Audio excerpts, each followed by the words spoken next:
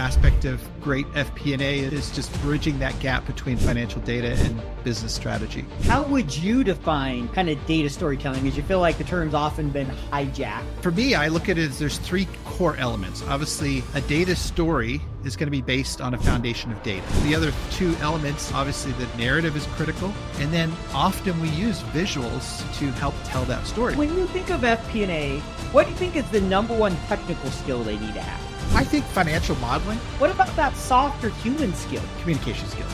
If you could offer kind of one final piece of advice for finance to get better. Yeah, I think try and develop your...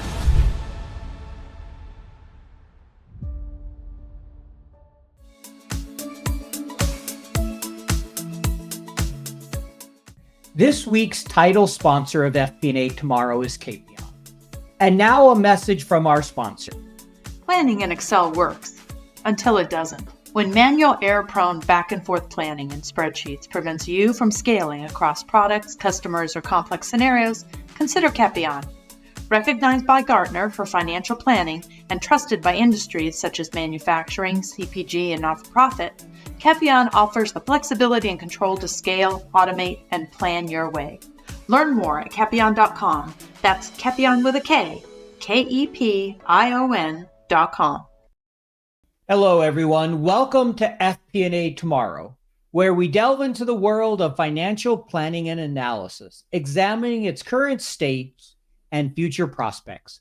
I'm your host, Paul Barnhurst, aka the FP&A Guy, and I'll be guiding you through the evolving landscape of FP&A.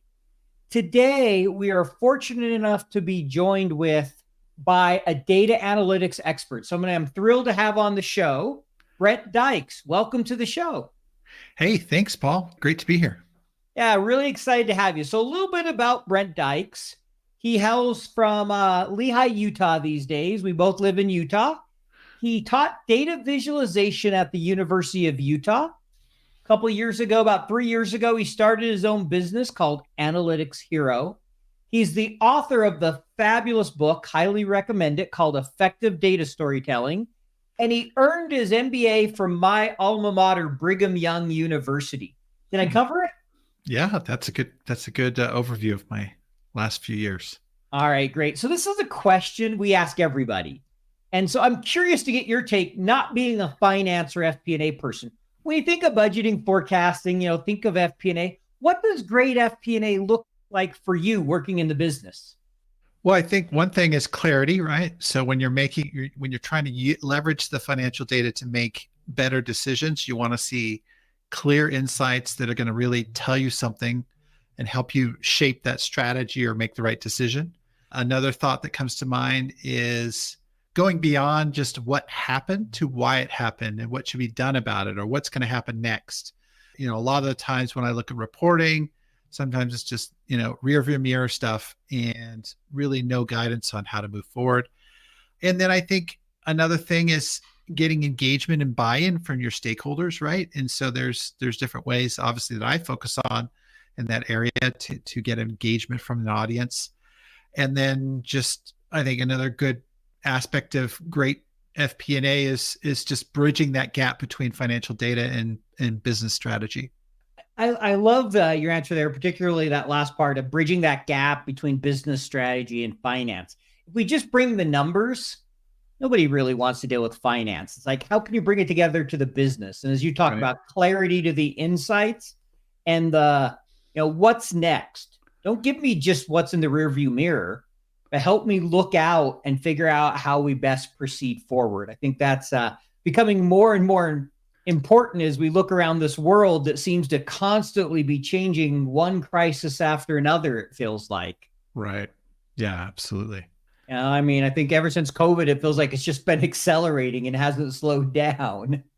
Yeah, no, I think one of the key things is, as we have all this data, as we're collecting all this data, how do we leverage it to really make better and smarter decisions? And I think when we went through that phase of COVID, I think a lot more people were looking towards the data and saying, how can this help us manage situations like this?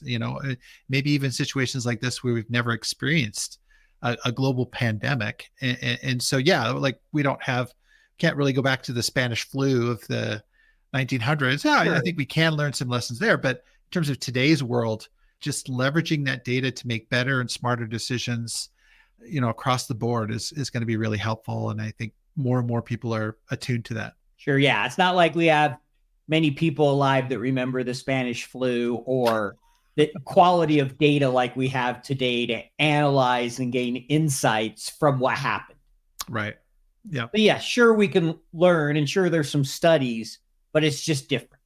All right. So I'm curious, you graduated in marketing, but from what I can see in your career, it looks like you pretty quickly gravitated toward the analytics side, the data storytelling. What particularly interested you in that area within marketing? Yeah. So I started my career more on the marketing analytics side. I worked as a marketer and then got my MBA and then got into analytics consulting. And so I was working with a lot of marketing people. And as a consultant, we would either work with clients who are working with a lot of data, or we ourselves are providing, serving as an analyst for them. And there was a real issue around communicating with data effectively. And so I found wow, this is a real skill that is deficient in my space, and people struggle to take complex data and communicate it in a meaningful way and really extract the insights and communicate those clearly. And so I saw it as an opportunity to really, and it aligned with my passions. I've always been interested in data and technology, and so it was really something right up an alley that spoke to me. I'm curious, why do you think it is, especially your field, but just in general, I've seen as well as finance, people struggle so much to communicate what the data is telling them, right? It's often a real challenge, whether it's the visuals, the narrative, the story, the whole part. Why do we struggle with that so much, do you think? Well, I think there's inherently this complexity already with the data, right? And so just us trying to grasp it and find those signals within the noise is really hard. So that's the first thing. And then the second thing is then we get excited when we find something.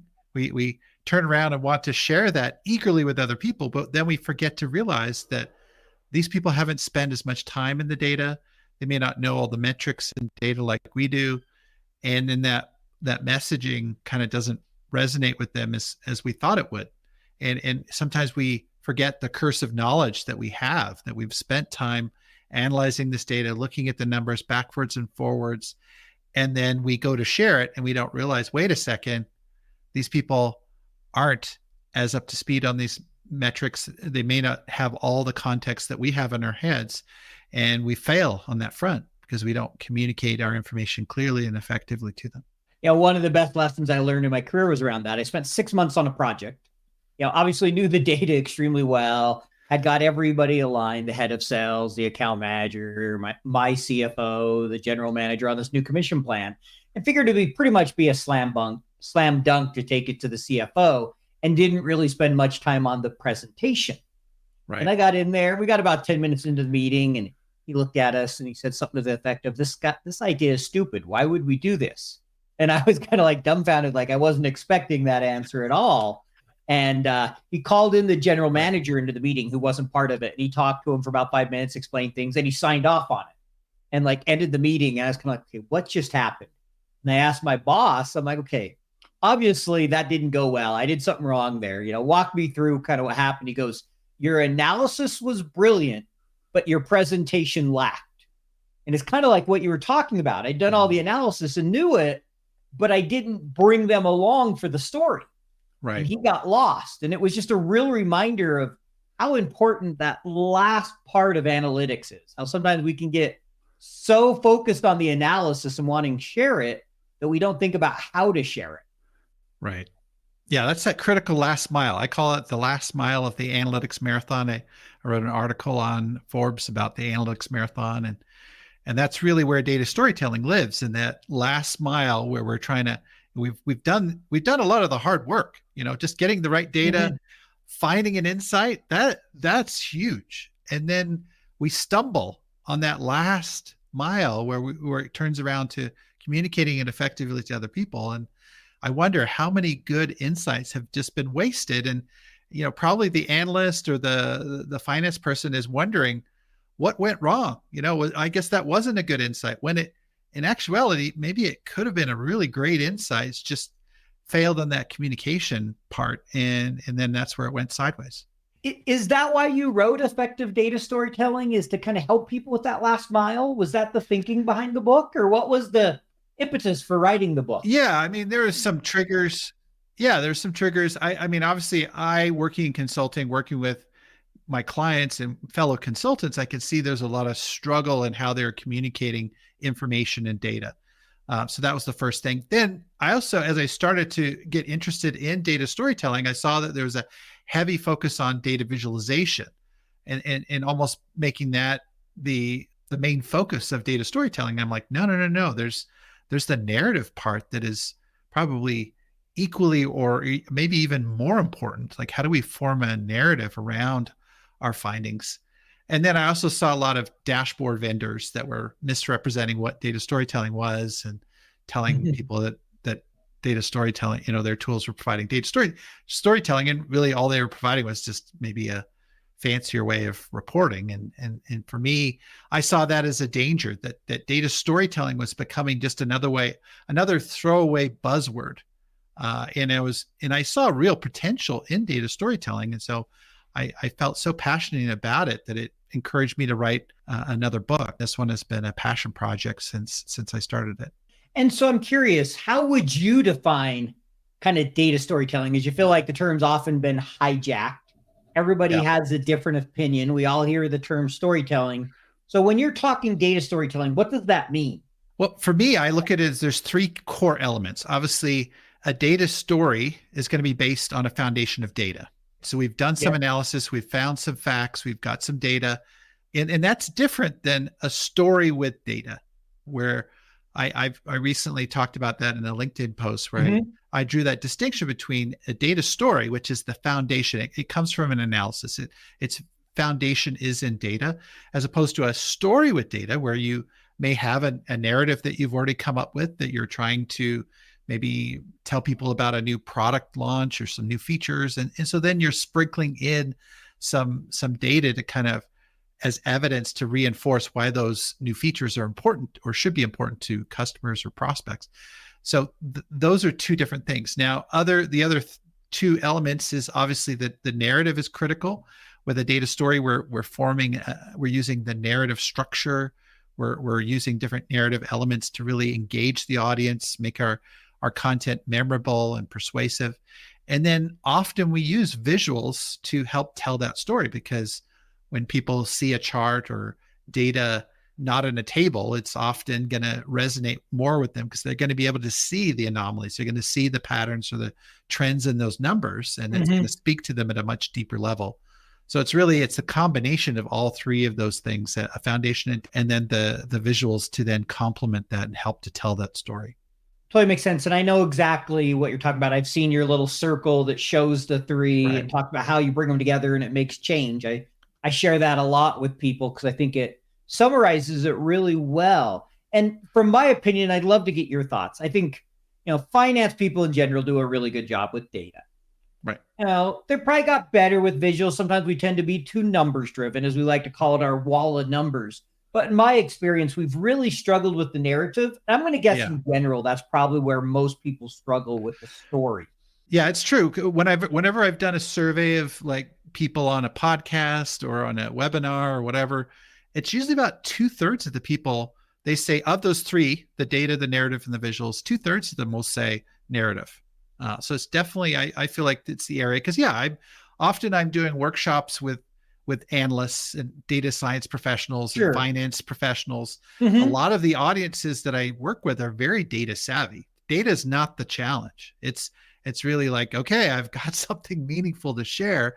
How do I fashion it into a story that's going to really resonate with people? And so that narrative piece is definitely a core focus of what, I think people come to me for help with. Okay. And what's involved in the narrative? Is it the trying to bring emotion into it, to get people to relate? Is it trying to find the right balance between facts and story? Or why do you think we struggle so much with the narrative? Yeah, I think one of the things is that I think we've been trained for a long time to summarize our information, right? One of the things that's been communicated to us is that we need to take all of this complex information and summarize it down. And a summarization of a story is not a story anymore. It's a summary. And so I think sometimes we overlook the power of narrative, which is that narrative arc, right? So with a summary, we give all the important information up front, but with limited context, right? And limited depth. And I think what we give up in that case, the sacrifice we're making, is really that engagement of the audience. So when we follow that story arc, we're basically introducing the status quo. We're kind of laying the setting. We then have some kind of anomaly that we've detected in the data, or maybe, we saw sales shoot up or sales fall down or something happened. And maybe that might have even come from our audience, where they asked, why did our sales go up or down? And so they've already given us our hook of our data story, right? And then from there, we then launch into the details of like, okay, well, here's what's going on. This is connected to this, and this is connected to this, which then means this, which is our aha moment. I call that the main insight of the data story. So we've kind of taken the audience through, we've identified a problem, we then unravel it, kind of like an onion. We start peeling back the layers of the onion to then reveal an insight. And we're taking them through, we're almost like a guide. In the past, I've used the metaphor of a tour guide, where we're taking people on an archaeological dig site, and we are the experts. We're the archaeologists. We've been working there. We know all the artifacts and everything. And so we have some visitors who are coming through this dig site, and they're like, what's happened here? What did you uncover? And rather than showing them all of the minutia and unimportant details, we're just giving them the highlights of what's really important, and then hopefully then attaching that to action. I think that's another area. I see that on the analytics side. I don't know if it's the same on the finance side, but often I'll see a lot of analysts, they will go through that storytelling, they'll do their big reveal, and then they're kind of just throw it on the audience's laps and not do any digging into, okay, so what does that mean? What are the options that we have? What do you recommend?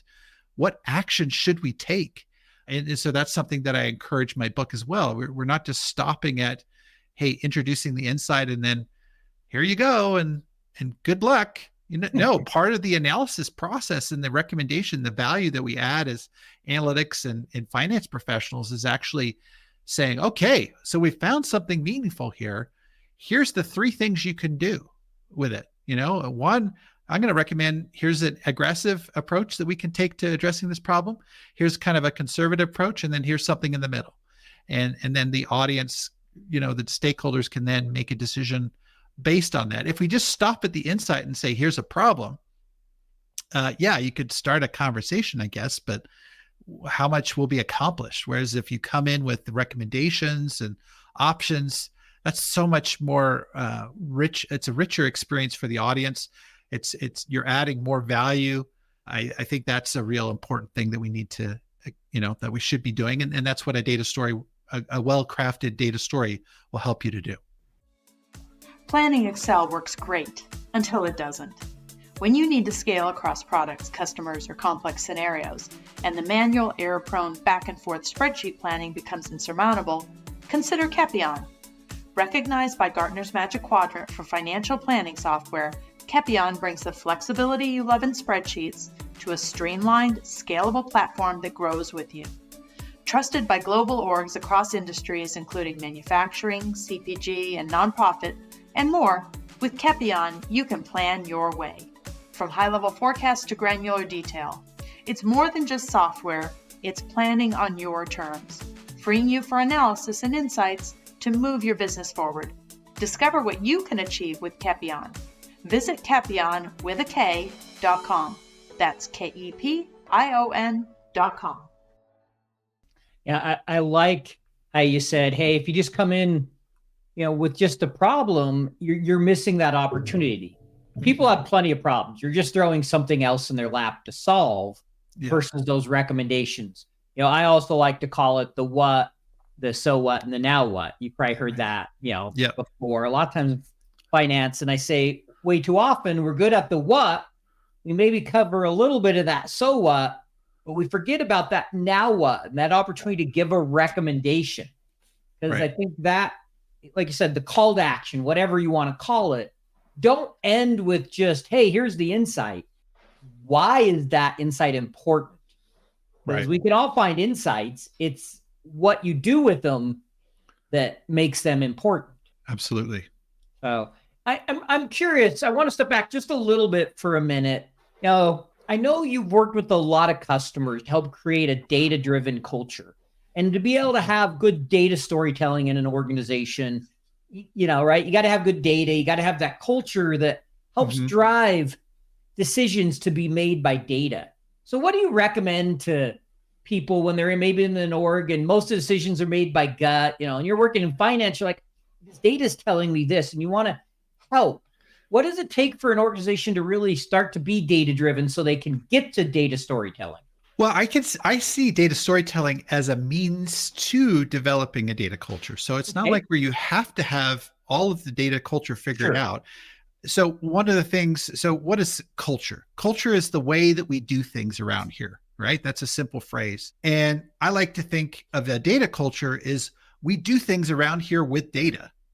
So when we're making decisions, when we're taking action, when we're, whatever projects we're working on, it's always a priority. We're always thinking of where's the data? What does the data say? How can we get data? How are we going to measure this? I mean, it's a constant focus. And so when it comes to data storytelling, I think a lot of companies or organizations are somewhere in their journey. Some are just starting, some are really mature and have developed, a data culture. For a lot of those companies in the middle, though, I see data storytelling as a means for getting more people interested in data, hearing data, in meetings and different things. Because basically, I use the analogy of when we want our kids to learn how to read or appreciate books, what do? We read to them. We read them books and we tell them stories. And then, over time, they start to develop their own curiosity. And then they want to read books on their own and pick what stories they read. I think it's the same process with data storytelling. We get some of those people in your organization that are data savvy, probably within your finance, within your analytics teams, and then have them start to craft what I call our deep dives, going in, taking a look at a customer segment, looking at a market, looking at a category of products that you're selling or whatever it is, and do a deeper dive, tell a story, share an insight. And then those people that are in your organization that are maybe more gut driven, they're going to learn something each time they hear one of these stories. Maybe they're not the ones making the decision on this, but they're learning about the customers. They're learning about market segments. They're learning about trends, different things in the industry that may be going on as you share these stories. And then they become, over time, a little bit more data literate. And then they start to ask questions about the data. And then they start to get curious themselves. And then that's kind of how I see this process working and how data storytelling can help you to develop a data culture. Makes a lot of sense. I mean, if you want any type of culture, you start by modeling it, by doing that behavior. And if you want a data-driven culture, one of the keys is data storytelling. What better way than tell stories with data and show people that it has value? I'm curious, you talked about it a fair amount in the book. I know there's some different stories. I think you gave the example of hand washing and some others. How do you, get somebody to come on board? It seems like often if you just throw the facts at them and just throw out the data, that's not enough. So why is that? Why do you think it's so important that you're crafting a story around that versus letting, as we like to say, the facts speak for themselves? Yeah. I mean, often we say this, we get excited. We can see that with clarity that the data is valuable. I think there's some things we have to think about from the audience perspective. We need to make sure that we're aligned with what's important to them. If we're doing an analysis for a department and we're trying to help them make some decisions, do we clearly understand what their goals are? Do we understand what objectives, what are they trying to achieve this year, this quarter? And make sure that when we're sharing data stories, when we're sharing insights, that they're relevant and meaningful to those audience. I mean, that's one of the first mistakes we can make. We can get really excited about maybe something we found in the data, but we're sharing it with the wrong audience. They're not focused on that. That's not one of their key priorities. They're looking over here and we're looking over there. And that's a first disconnect. And then in terms of just getting people I think a lot of things that financial professionals are looking for is engagement and buy-in. When you're sharing information, you want to get that engagement and buy-in. Well, a table of numbers, 100 rows and maybe 30 columns is not the tool to get engagement. It's the recipe to put people to sleep. It's to get a glassy-eyed look. Yeah, exactly. And we want to make sure that we get buy-in. And so often, the interesting thing when I started studying the psychology behind data storytelling, now this is something that I felt like nobody really looked at when I saw the other authors who touched on this topic. I got really curious because I wanted to understand why do our brains react differently to narrative as opposed to facts? And there's a number of different factors involved, but one of the key things is that when we tell a story, we activate cortisol in the brain of our audience. And that, if you know what cortisol is, it's a stress hormone. And what does that do? It gets their attention. They're listening. They're trying to follow where the story's going. So that's released into their bloodstream. The other thing that's released when they did their studies and found that oxytocin is being released into the bloodstream when they're hearing a story. Now, what is oxytocin? Well, it's a kind of like an empathy hormone where your audience is now much more amenable to acting on what you're sharing because you've put it in a story format. You're touching those emotions. You're triggering that release of those two hormones, which are beneficial to getting that engagement and that buy-in. And in getting their awareness and their attention. I think those are all things that finance professionals, analytics, data professionals, we all want people to pay attention to us, and we want our messages to resonate. And how do we get that is when we tell a story and start to take advantage of those things that are happening in people's brains that help us to communicate better and get our messages across more strongly than we would with just dumping a bunch of data on their lap. I like that you studied that. In your book, I've been reading about that, the psychology section that you have and some of the different studies. I know you talk about Daniel Kahneman, the Think Fast and Slow, and a number of other examples. And I just remember reading that, the cortisol and the other. And I think often we forget about that. There's a psychological reason behind this too. It's not just that, oh, hey, tell a story. Because sometimes I think people think, we need to tell a story. Isn't that for my little kids? I put them to sleep and I read them a story. But we as humans, we want to create stories out of things. You talk about that in the book, right? Isn't it like kind of our human nature? When we see something, we want to make a story out of it. Absolutely. So from Daniel Kahneman, if you've read the book, Thinking Fast and Slow, he talks about system 1 and system 2. Yep. So system 1 is our intuition, right? It's our unconscious mind processing information very quickly. And then system 2 is our analytical mind, our conscious analytical mind. Now, system 1 does a lot of pre-processing of information for us. Yep. And what is it doing? It's basically trying to make sense of the world around us. And it establishes narratives to basically say, okay, well, Paul's a pretty smart guy, so blah, blah, blah. And so then this is going to, and so I'm going to craft this whole story around Paul being this smart guy that does X, Y, Z. I like it. Keep going. Yeah. Keep going. Yeah. Stroking the ego here. But no, like that's a narrative that forms in our brain. Now, when we're telling a data story, we might come with a contrarian position. And then we need to form a note. We're not just dropping data. Actually, Paul may not be as bright as we. No, I'm not going there. But no, if we have counter evidence, it's not enough to just drop that on somebody's lap and say, there you go. This disproves your current narrative that you're operating on. No, we actually have to package that in a new narrative because we need to replace the old narrative with a new one. We're not just, there's a great quote that I heard, and now I'm forgetting the name of who said it, but basically they said, you can't replace a story with a fact. You basically have to change, you have to bring them a new story to replace the old story. And so that's, when we're communicating things, it's really important that we package them as stories because that's how the brain is trying to make sense, and so when you're pre-packaging something in a narrative, the brain, probably unconsciously is going, oh, this is great. Thank you for putting all that hard work together so I can just absorb the whole thing. Thank you. Well said. And as you were saying that, I couldn't help but think in your book, you tell a story how early in your career, I think you might have been doing an internship or very early on, where you worked on a project, found some insight where you recommended they make a pretty big change in the company, and you were kind of ignored, for lack of a better word. The manager kind of like, oh, that's nice, go sit in your corner type of thing. Can you tell that story and why it went wrong? Maybe tell a little bit of that from your book.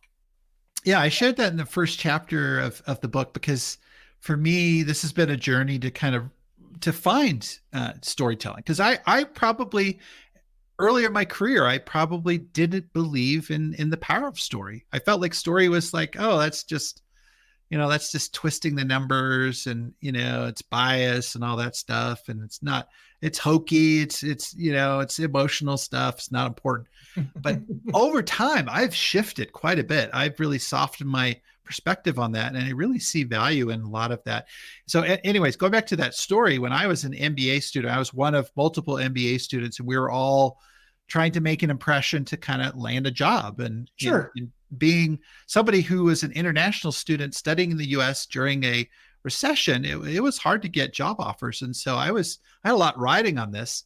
And so anyways, we were preparing to present to our SVP of e-commerce, who is a very interesting character because he came from a military background. He was a former special forces helicopter pilot. He went to a prestigious business school after he got out of the military, and was a very intimidating character to present to. Yeah. Anyway, so as I was preparing my midpoint presentations, this is just a midpoint presentation to show how our project was doing or going, where he could give us feedback.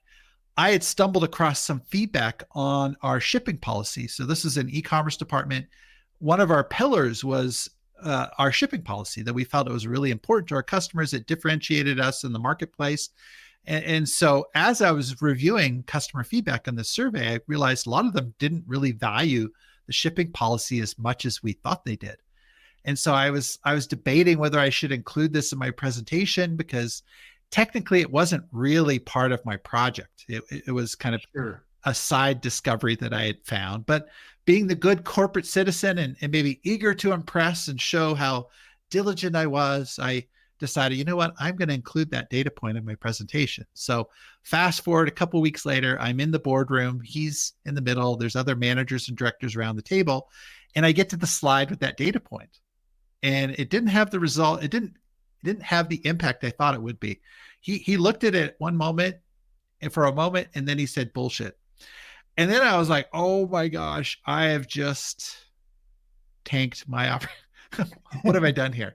And I was a little bit frustrated. I wasn't expecting that reaction. I thought he might say, oh, Brent, that's really interesting. What other data do you have on that? Or maybe you could take a closer look come back in next week and follow up with some more discovery. I was expecting a positive reaction, not a negative one.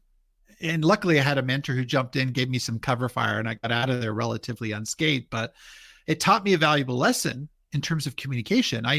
If I had really truly valued that potential insight, I should have told a story around it. I should have packaged it and communicated it much better than I did. Especially, maybe I was very naive in thinking that, hey, Brent's trying to shake. He's just dropping a fact that he found based on some survey data and leaving it at that. That to me was very foolhardy of me, and taught me a very big lesson that I need to do a better job. And so I've tried to do that throughout the rest of my career. FP&A Guy here. Today I want to talk about the FP&A Guy's Ultimate FP&A Course Bundle. This bundle includes over 10 hours of content recorded by Ron Montero and myself, many templates, and great lessons to make you a better FP&A professional. The content includes FP&A business partnering, how to manage tough conversations, build world-class relationships, and hold the business accountable. It includes modern Excel, which is a real game changer for the way you'll work in Excel. Excel tables, the gateway to modern Excel. Power Query, a game changer for transforming your manual processes and loading data. And then dynamic arrays, Next, we cover modeling design principles. In this course, we talk about the importance of designing models in a certain way and how important it is that you think about design. And last but not least, driving value through smart analysis. How you can conduct data analysis to be a better FP&A professional. Go ahead and sign up for this bundle at thefpnaguy.com. That's the FP&A Use the code podcast to save 25%. Get started learning today. Thank you for sharing. I really appreciate that. I've had similar experiences. One early in my career where I thought the data would speak for itself and I didn't really have to influence people, and everybody just looked at me like, go away. But it's a good idea. My boss likes it, and never went anywhere. And I look back now and I'm like, you didn't even try to tell a story. You didn't even try to influence them. You just threw it at them and expected them to agree with you. And so I think those lessons are often the most valuable, where we come away with, it didn't go as planned, if you're willing to look at it and say, how can I learn? Right. Yeah, it's the curse of knowledge. I mean, that comes up a lot. If you work in data, if you work with, you're going to have the curse of knowledge, and it's hard for us to not recognize that and then communicate poorly. And people are like, I'm not feeling it the same way you're feeling it. Or I don't understand it like you understand it. And then we don't have the impact that we feel we should have. In many cases, we should have that impact. It's that communication piece that's letting us down. Yeah, my big challenge for a lot of my careers, I'd get too detailed. I want to share all the facts. And it's like, nope, they don't care about all the detail. They need to know the numbers are right and what they should do and where they go and how it informs strategy. Not, well, we look at these 36 and, I want to tell you about this one little thing that doesn't matter. I don't care about the work you did. That's why you did the work. Right. And if you're ever worried that, like, I've seen some data professionals, financial professionals there, well, what if I get asked this question? What if they ask me this or that? That's why you have your appendix. You can have 100 slides in your appendix. It doesn't matter as long as you can navigate to the appropriate slide easily. But do you need to walk them through all of the details and answer potential questions that maybe they're not even thinking of? And unfortunately, by dragging them through the weeds of all the details of the data, you have a much higher percentage chance that you're going to lose your audience, because they're going to, to what you were saying earlier, their eyes are going to gloss over. They're going to go to sleep. They're going to start checking their phone. They're going to start thinking about their next meeting. And guess what? They're not thinking about what you're sharing. Yeah, you've lost them. You've lost that opportunity to connect with them. And so I want to ask a question. We've talked a lot about data, but I was looking through your LinkedIn. You ran a poll last week that I thought was interesting, that I think relates here. You ran a poll about the role of human intuition in decision-making. So kind of what prompted the poll? What role do you think it should play? Maybe talk a little bit about that. I mean, more and more I've run into the term data humanist or humanism. And I think that's a very interesting, it probably reflects where I'm at right now in kind of my philosophy, where I still value the importance of, obviously I'm a big advocate for data. Sure. The potential for automation in many cases and data-driven decision-making is really critical.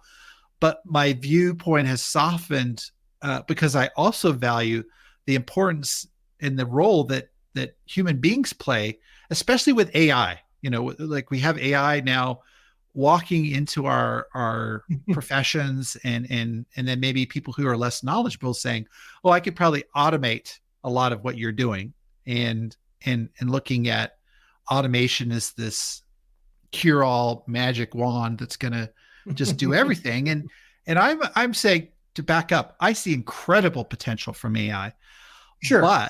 But I also see tremendous value from human beings who have that contextual awareness, human judgment, empathy, creativity.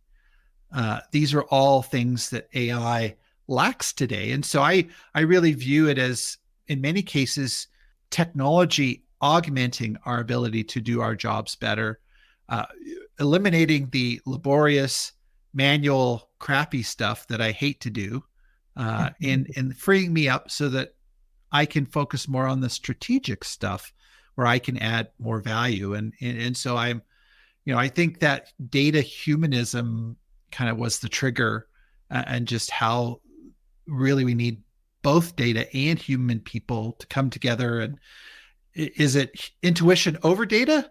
No, I want to listen to the data and see what goes there. But then also, sometimes the approach we make and the decisions we make does need to rely more on intuition, because in some cases we have unknown new challenges or situations that past data doesn't help us at all. I mean, it's irrelevant to this new normal that we're facing, or this new challenge that we're running into. And so it can be that, I really believe in the combination of both data and intuition coming together to really drive better decision making. Yeah, I interviewed a behavioral economist, Mara Fetterman, I think was her name. It's been over a couple of years ago now. And she talked about how study after study shows human judgment with data, you get the best outcome. Right? And if you're willing to look at the data, but the data doesn't often tell you the strategy you should take, at least the details you should do. It may point you in a clear direction. But that doesn't mean it lays out the steps for you. Right. Yeah, so I think I agree with you. It's that combination. I think sometimes we think AI is going to solve everything. No, it's not. At least I don't see it anytime soon. No, I think as human beings, we add value. And it's in certain areas. I mean, there's obviously other areas where, AI can do it better than us. And agreed. With fewer errors and less bias, potentially, so there's definitely roles for both sides. But I think it's really about understanding where we add the most value and then emphasizing those. And I feel like data storytelling, I feel like that is an area where we as human beings, we've been telling stories for thousands of years. We have these innate storytelling capabilities that I believe anybody can unlock with some practice and with some training to tell better, more powerful stories. And that's what's robots. They don't need anything else other than the data. But we're not presenting to robots. We're not presenting to machines. We're presenting to people who have, meat computers in their heads. And those meat computers are a little bit more, they're powerful, but they respond to emotion in other things, not just the data. Yeah, there's emotion, there's a rational and irrational side, and all of that in humans, and you need to tap into that. Well, if someone in our audience is listening, I know a lot of finance people struggle with telling that story. What's the recommendation? Where should they start if they want to get better at data storytelling? What do you usually tell people? Is there a framework? Is there an area? How do you encourage people to get better at this? Yeah, well, the first thing I'm going to say is go read my book. Go buy my book. Read my book. Follow me on LinkedIn. I will recommend it. I'll give it a thumbs up. Follow me on LinkedIn. I share a lot of blog posts, so that's another thing. But yeah, I think it's starting to read books. That's an easy step, first step. Then from there, I offer training and different things, so I can actually coach and train teams of professional. I've done it for finance teams. I've done it for analytics teams. I've done it for even business teams, marketing teams, customer support, customer success management teams, and different things. Anybody who communicates with data can get better at this. And so then I think another thing is just looking at how other people are communicating information within your organization, outside of your organization, starting to notice when somebody does something that you like, or in an effective manner that speaks to you and feels like, oh, wow, that was really powerful what they did there, and start to record or capture those examples and then use that for inspiration with your own work. But there's lots of different paths that you can take. And I think obviously there's free content and then there's paid content, but the key thing is to just start thinking, how can I get better at this? How can I improve? And recognizing that maybe, the communication aspect is going to be just as important as your ability to be analytical and find the insights. Because at the end of the day, you can be the Einstein of finding insights at your organization, but if you cannot communicate them effectively, there's a good chance many of them will be wasted because nobody understands what you're communicating, or they don't understand what your points are, and they go nowhere. Agreed. Thank you for sharing that. Speaking of, I know you have your book and a lot of training. You're working on your first digital course. How's it Yeah. coming? When does it come out? Tell us about Yeah, it's been something been working on for several years now, and I'm kind of embarrassed to say that because it's been something I've picked up, started working on, and then I get busy with client work, and then I put it down, and then I pick it up again when it gets slow, and then I put it down again, and so now I'm like, okay, now this has got to happen. So I was targeting getting it done in October, but now it's looking probably more like November, but it's definitely going to happen this year. I have to, I have to get it out there. I've already started recording the lessons. And so it's going to be, just to give an overview of the course, it's going to be 6 sections. So first section is the introduction to data storytelling, then looking at the first 2 pillars, which are first 3 pillars. So data, narrative, and visuals. Then I have a section on delivery as well, because I think that's also another key part of it. And then the 6th section is just going through some examples of actual data stories and talking about things like AI and how we can leverage that in our data storytelling. So I'm excited to launch that. There'll probably be about 60 lessons in or modules within that. It's going to be a masterclass. And then later on, I'm thinking of doing more of an essentials class, which will be kind of more narrow scope, maybe people who don't want to get into all the nitty gritty. And that'll be, once I've got the masterclass out, then I'll focus on the essentials and get that out as well. So you'll have a couple of options there, depending on how deeply you want to get into this topic. And then you also have an upgrade path. If you take the essentials and then you're like, oh, wow, I want to learn more, then you can upgrade to the masterclass. So yeah, I'm excited to get that out. It's long overdue. And I know we've been talking about it a lot. And ever since I started talking to you, I think I've mentioned my course, and now it's happening. So yeah, we've definitely talked about it a few times. So I'm excited. We're looking forward to that coming out. So thank you for sharing a little bit about that. And if it's anything like the book, I'd recommend it to people. So excited to see that come out. All right, I'm going to ask a couple FP&A questions because we like to get the thoughts of some people who aren't, I know you train a lot of finance people, but haven't worked in a finance role. So When you think of FP&A, what do you think is the number one technical skill they need to have? I think financial modeling. I mean, as somebody outside of the finance world, I think that would be a core skill that I would go to finance people for. And if they didn't have it, that would be a problem. Makes sense. And that's one that even in the profession gets often mentioned as the top. Excel, financial modeling are usually the most common answers. What about that softer human skill?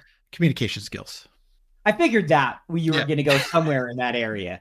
Call it a hunch, maybe storytelling or communication. All right. Are you currently using generative AI today? I am. Yeah, I'm mainly using it for brainstorming. All right. And how's that helped you? How do you find it works? Yeah, as a independent person, basically it's just me and my daughter working, and my daughter doesn't come from a data background. And so my ability to kind of bounce ideas off people is limited because I don't have, somebody who's working with me that I can kind of do it. Sure. And so ChatGPT becomes my way of bouncing ideas off somebody, I kind of, if I'm the professor, they're my TA, this tool is my TA, and I can kind of get somebody who kind of knows a little bit about what my world is and provide a perspective and help me on that front. So that's helpful to me. Thank you for sharing that. So now we get to ask you the opportunity to tell us what drives you crazy about us FP&A and finance people. I'm sure you've had to do more than one budget where you're like, this is driving me crazy. I think one of the things is to focus on too much detail. I find getting, data tables with, like what I mentioned earlier, 100 rows and 30 columns. Yeah, like overkill. There's just too much minutia here, and it can be, I can experience the glossing eyes over experience that many stakeholders probably experience as well. Yeah, you'll get a laugh. I think you'll appreciate this because it tells a story and it kind of pokes some fun. My training partner, Ron Montero, he worked for Kraft, and they released a commercial when he worked there, and they show everybody getting super excited. You hear one turn to the other. It's a budget meeting. Yeah, and they all get in there, and it's because they had bagels with cream cheese on them, and they're all just eating them. And you see the guy up at the front, and we can see here from our algorithm and everybody's just looking at him like, what are you talking about with all these charts everywhere? Right. And, we kind of show that as this isn't how we want to be perceived, but this is often how we are perceived. There's a reason for it. We've often earned that reputation with being too detailed. So thank you for sharing that. All right, we have a little get to know you section. This is just a couple minutes here. I can ask you a couple questions. What do you like to do in your free time? What's that hobby or passion that you enjoy? A couple things. I love collecting comic books, and so that's kind of a passion of mine. And then the other thing is ice hockey. Being a Canadian, I think and now with Utah, we have our own hockey team finally. So Utah Hockey Club. Exciting. Yeah. When you going to your first game? The October 19th against Boston Bruins. So this week. Nice. Yeah. And they're undefeated so far. Probably not when this comes out, but if they are, then they're really doing well. Yeah, exactly. All right. If you could recommend one book, obviously beyond your own, to our audience, what book would it be? Yeah, there's a really good communication book out there that I read several years ago, and I still recommend it. It's Made to Stick by Chip and Dan Heath. Okay. Made to Stick. I like it. All right. Next one. If you can go anywhere in the world tomorrow, where are you traveling? I would love to go back to Japan. I've been there several times for work, and every time I go there, I just love the scenery, the people, the culture.